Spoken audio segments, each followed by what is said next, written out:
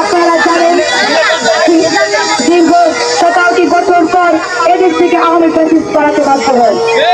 আমরা অর্জন করি দ্বিতীয় স্বাধীনতা। গত 5ই আগস্টে বিক্ষুব্ধ ছাত্র জনতা আলেম ওলামা গণভবন জেলার কর্মসূচি যাত্রা শুরু করে। পুরো আন্দোলনের মাত্রা সাগরের আষাঢ়ে জোয়ার পরিণত হয়। সারা দেশের জন্য পুলিশ বাহিনী ও ছাত্রলীগের গুন্ডারা মরণাস্ত্র ব্যবহার করে আন্দোলনের গতি ধ্বংস করতে চেষ্টা করতে ব্যর্থ হয়। কিন্তু তৎক্ষণাৎ সারা দেশের রাজপথ কৃষ্ণচূড়ার রক্তিম রঙে রঙিন হয়। এই আন্দোলনে শিশুসহ হাজার হাজার ছাত্র জনতা শহীদ হয়, লক্ষাধিক মানুষ নানাভাবে আহত হন। আপনারা দেখেছেন অন্যায়ের মোকাবেলায় পুলিশের গুলির সামনে বুক পেতে ন্যায় প্রতিষ্ঠার জন্য সংগ্রাম করেছে। প্রিয় বিপ্লবী ছাত্র জনতা, আজ অত্যন্ত দুঃখের সাথে বলতে হচ্ছে সরকারি ডাক্তাররা আমাদের টাকায় বেতন পায়, আর আমরা সুচিকিৎসা থেকে বঞ্চিত হই।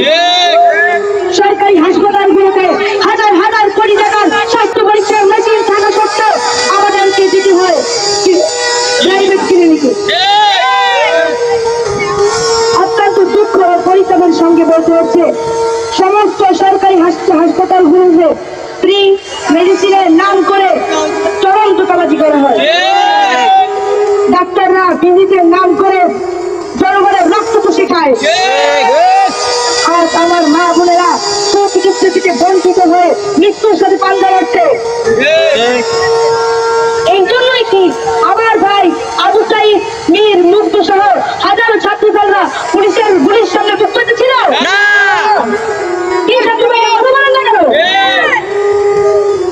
আমরা সেই গুলের চিপাকে এখনো বলে যাইনি। সেই গুলের চিপাকে আমরা যদি বাস্তবায়ন না করতে পারবো ততক্ষণ আমাদের আন্দোলন চলতে থাকবে। আমরা চাঁদাবাজ মুক্ত হাসপাতাল চাই, দুর্নীতি মুক্ত হাসপাতাল চাই, সিন্ডিকেট মুক্ত হাসপাতাল চাই, বৈষম্যহীন বাংলাদেশ চাই। আমি পত্রপাতি সাবধান করে বলতে চাই, যারা আমার রক্তিবেদা বাংলায় জনস্বার্থে আঘাত করবে তাদের কারণ করে করে দেওয়া হবে। আমার দেশে ন্যায় প্রতিষ্ঠা সহ চিকিৎসা সেবার বাস্তবায়ন করেই আমরা ক্যাম্প হবো। স্বাস্থ্যখাতের সংস্কার না করে মত করলে তাই দেশে মানুষ মেনে নিবে না। কি ভাই কখন মেনে নিবে?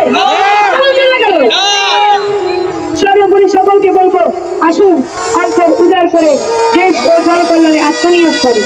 দেশ থেকে অন্যায়, অবিচার, দুর্নীতি দূর করে সামনে দেশ গড়ি। ইনকিলাব, ইনকিলাব, জিন্দাবাদ, জিন্দাবাদ। আসসালামু আলাইকুম।